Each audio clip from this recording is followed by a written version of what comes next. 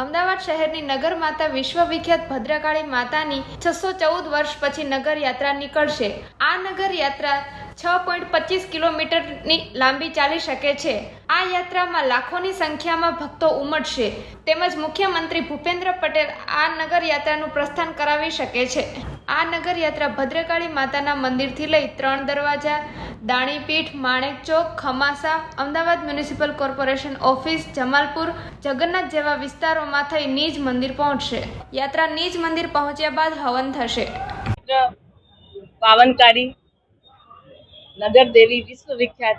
ભદ્રકાળી માતાજીની 26 ફેબ્રુઆરીના રોજ સવારે 8 વાગે ભદ્રકાળી માતાજીના મંદિરથી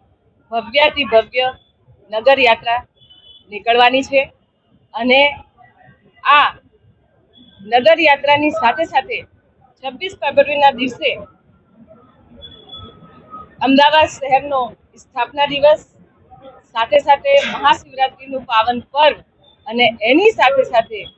જે ભદ્રકાળી માતાજીની નગર યાત્રા નીકળશે એના માટે હું સૌએ આ રામબલી પ્રાગતિવારી ટ્રસ્ટ, અવસ્થિત ટ્રસ્ટ અને સૌએ આ ભદ્રકાળી માતાજીના નગરજનોને, માઈ ભક્તોને એના માટે ખૂબ ખૂબ અભિનંદન પાઠવું છું। કેમ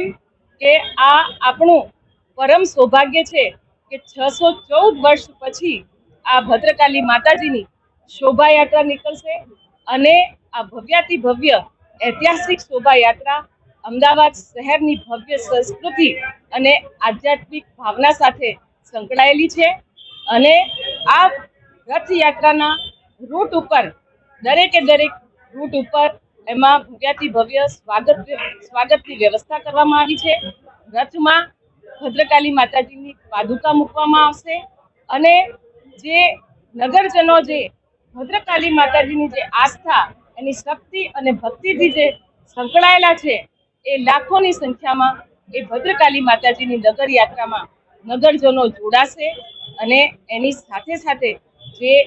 ભદ્રકાળી માતાજીની નગર યાત્રામાં જે અમદાવાદ મ્યુનિસિપલ કોર્પોરેશન દ્વારા જે પણ જે વ્યવસ્થા છે, વ્યવસ્થાના ભાગરૂપે જે પણ જરૂરિયાતો છે એ પૂર્ણ કરવામાં આવી છે અને આ નગર યાત્રામાં એમ કહેવાય કે એનો જે રૂટ છે એ સવારના 8 વાગે શરૂ થઈ અને લગભગ 12:30 થી 1 વાગ્યા સુધી આ નગર યાત્રા વિવિધ સ્થળે, વિવિધ વિસ્તારમાં ફરી અને નિજ મંદિરે પહોંચશે અને આ નિજ મંદિરમાં ફરી અહીંયા માતાજીનું હવન કરવામાં આવશે અને એના પછી ભંડારાની વ્યવસ્થા છે એટલે સૌએ ભાવિ ભક્તો એનો લાભ લેશે। તો 14 વર્ષ પહેલા નીકળતી હતી એની પૂર્વજોએ એમને વાત કરી, મારા પૂર્વજોએ વાત કરી, પણ પછી 614 વર્ષ પછી બંધ થઈ અને ફરી અમારા આ બધા જે પરિવારના મિત્રો છે અને પરિવારજનો છે એમને વાત કરી કે આપણે આ કાળી વર્ષોથી ચાલે છે વાત અને છેલ્લે આ વર્ષે એ સાકાર થાય છે એ બહુ ઇમ્પોર્ટન્ટ વસ્તુ છે, બરાબર કે? અને મહત્વ એટલા માટે છે કારણ કે કોઈ પણ કુળદેવી કે નગર દેવી હોય એને યાત્રા હોવી જરૂરી છે। અચલ મૂર્તિ હોવાને કારણે અમે પાદુકા લઈને ફરીએ છીએ અને આખા નગરજનોને એનો આશીર્વાદ મળે, એના દર્શન થાય એના માટે।